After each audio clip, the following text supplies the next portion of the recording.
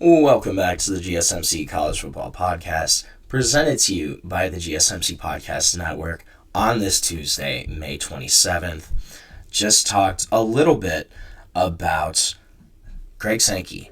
What was his kind of comments coming out of the SEC meetings this week? We're going to switch gears. We're going to talk about the ACC, one of Greg Sankey's kind of conferences that he's not super happy with right now.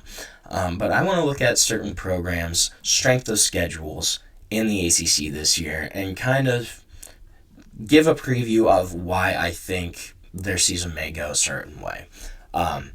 And one of the teams I want to start with, they probably have one of the hardest schedules in the ACC. Poor Stanford. Cardinal, you're going to be in for a rough year this year. So first of all, you have your last matchup in rivalry week at home, but you got to play Notre Dame. And Notre Dame, depending on how the rest of their season goes, this could be a matchup where they really, really want this win. Stanford, I just don't think they have the talent this year. So you have Notre Dame at home. That's a loss. Then you have to go to Miami. Playing Miami, a much more talented program in Miami, completely across the country. That's a loss for Stanford. You do get Florida State at home. So that's a plus. You don't have to travel back to Tallahassee after already being in Miami. But Florida State, that's more of a toss-up. Could be a rough matchup, though. You have to go to SMU, to BYU as well. Two matchups that I am not favoring Stanford in. I think they're going to be really rough. Then you also have to go to Chapel Hill to play a Tar Heel team that nobody really knows what they're going to look like, honestly. You have to go to Virginia, which Virginia isn't the toughest place to play. Then you have a home game against Pitt. Not bad. You have to go to Hawaii this year as well. A lot of travel for the Stanford Cardinal this season. Then you have Boston College at home. Not bad. Cal at home in a very winnable rivalry game, but a game that honestly could go either way, and San Jose State. So you have a couple winnable matchups there. But going to Miami, to SMU, to BYU, to North Carolina, 4 really tough road trips for Stanford, and then also having Notre Dame at home to end your season. Not the way I would want to end if you're Stanford. This is going to be a rough year for the Cardinal. Kind of a transition year. Frank Reich taking over for only 2025. Going to be interesting to see how that kind of shakes out. But Stanford, I just don't think they're going to have the talent to compete this year. And you have some really rough road matchups that are not conducive to their schedule whatsoever. There's another program here that I'm really high on. Their schedule is not going to give them any favors this year. I don't know if the Syracuse Orange are going to be able to replicate their 10-win season from last year. Here's why. You have to play at Notre Dame November 22nd, so kind of when Notre Dame is really geared up towards the playoff. You have to play at Clemson, at Miami. You do have to play Tennessee as well. Tennessee, that's a neutral game, though that's one of the pluses for Syracuse here. However, it is in Atlanta.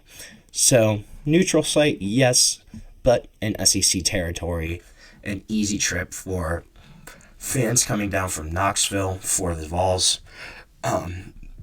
It's going to be pretty much a road game. And then you have to go to Georgia Tech as well as to SMU.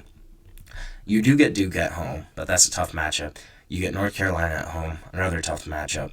Boston College, Pitt, easier matchups. But pretty much 6 road games almost. You have 5 really difficult road games at Notre Dame, at Clemson, at Miami, at Georgia, at SMU. And then Tennessee is essentially a road matchup as well. Yes, it is a neutral site, but you're in Atlanta, which is only a few hours away from Knoxville. Easy trip for Volunteer fans. Probably are going to see a lot more Volunteer fans there than Syracuse Orange fans. So I'm going to count that as a road game too. So you have 6 road matchups against teams that all could potentially be ranked at some point throughout the season. You're also losing Kyle McCord, who threw for 4,000 yards last year. You're losing your leading wide receiver in Traver Pena, transfer to Penn State. You're also losing Rod Watson on the defensive line. Yes, I really like Syracuse. I like what Fran Brown has been building there, but 6 road games essentially against all potential top 25 opponents, that does not bode well for the future success of the Syracuse Orange football program. It's very possible that they can kind of go against my expectations here. I just think that even if you probably split those 3 games, that means you have to go perfect the rest of the season to win 9 games. That's going to be difficult to do for Syracuse. I think we probably wouldn't see a 7-win season, somewhere around there from them. Clemson, they're closer to the more difficult end of the spectrum in terms of ACC strength of schedule. A lot of that, I think, stems from their Week 1 matchup. Having LSU Week 1, you do play them at home, but that's a really difficult matchup. A team that has potential top 5 aspirations. Bringing back Garrett Nussmeier, really kind of reloading in multiple key positions across the board for LSU. It's a deep LSU team, and it's one that's going to be hungry coming into Death Valley, but this is going to be a tough matchup for Clemson. Clemson, though, they're in a really good spot in terms of returning roster production. You have one of the most experienced offensives coming back. Third-year starter Cade Klubnik, Bryant Wesco Jr., Antonio Williams at wide receiver. You have Gideon Davison, a really promising true freshman coming in at running back. 4 starters on the offensive line. A couple really key defensive pieces returning. So I think if they beat LSU, that's going to be a big kind of indication of how Clemson could do this year. You do have to go to South Carolina this year. That's going to be tough, especially after South Carolina won that matchup last year. In Clemson, you have to play at Georgia Tech. I really think Georgia Tech's going to be plucky this year. Then you have to play at Louisville. That's going to be another difficult matchup. At North Carolina, I think will also be kind of a difficult matchup for Clemson. But if you're able to beat LSU, and then you're able to beat one of Georgia Tech, South Carolina, you're in a really good spot to win 10, 11 games right now for Clemson. Just kind of the way the roster is built, the way they're set up. Duke's another intriguing team. Now, Duke won 9 games last year. They also bring in a $4 million quarterback in Darian Mensah to kind of upgrade that room. So they're going to be interesting. But you have to go to Clemson. You have Illinois at home. Yes, it's at home, but Illinois is a potential top 15 team.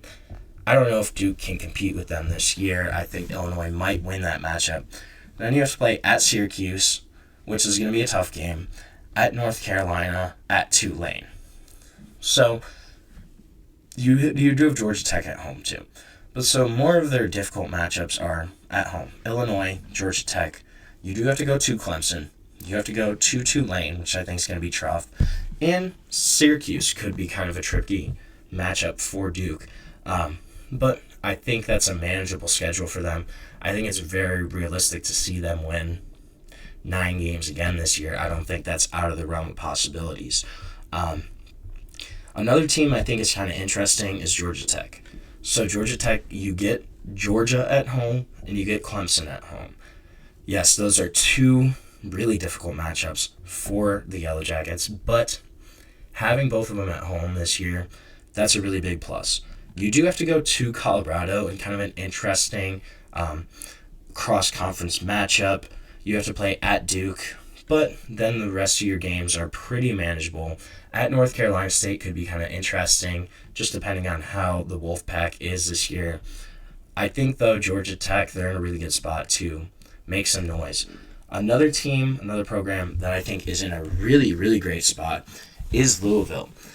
Louisville, when you're looking at total strength of schedule in terms of if you ranked each team, if you say the number 1 team in the country, they get 1 point for being number 1. The number 136 team in the country gets 136. And then obviously the lowest total wins. So that's kind of how this strength of schedule worked. The lowest amount of points, that's the most difficult schedule because you're playing more top-ranked matchups. So Louisville, on that scale, they were 15 out of 17 in strength of schedule. You look at, they have Miami, so they have to go to Miami, to SMU, and to Virginia Tech. Those are kind of their biggest away matchups. You get Clemson at home, you get your rival Kentucky at home, and then pretty much every other matchup is really manageable for Louisville. You have Boston College at home, Cal at home, Virginia. Your out-of-conference schedule looks like James Madison, Bowling Green, Eastern Kentucky, all winnable matchups. And then your other road games you have at Pitt, at Virginia Tech. Those are all really manageable matchups. I think if you win 2 of the 3 in at Miami, Clemson at home, and at SMU, this is a Louisville program that's certainly in contention for an ACC championship, potentially double-digit wins. I think that's the kind of potential that this program has, and their schedule makes it really possible for that kind of outcome for them. You only have Miami, Clemson, SMU to play. In terms of kind of big-time ACC contenders, and going to Miami, to SMU, yes, that's going to be tough. I think that Louisville can win at least one of those matchups. And then getting Clemson at home, if they're playing really well, that matchup's November 14th, late in the season. If Louisville's playing well, I think that's a matchup that they can certainly win at home against Clemson. They have the talent to do it. If they're playing with confidence at that point in the season, it's very possible. But look out for Louisville this year. I think they're really intriguing as kind of a sleeper ACC team. So right now, we're going to take another quick break on the show. When we come back, we're going to switch gears. We're going to talk about 2 Big Ten programs in Ohio State, Penn State, who has the edge. We're going to discuss when we come back on the GSMC College Football Podcast.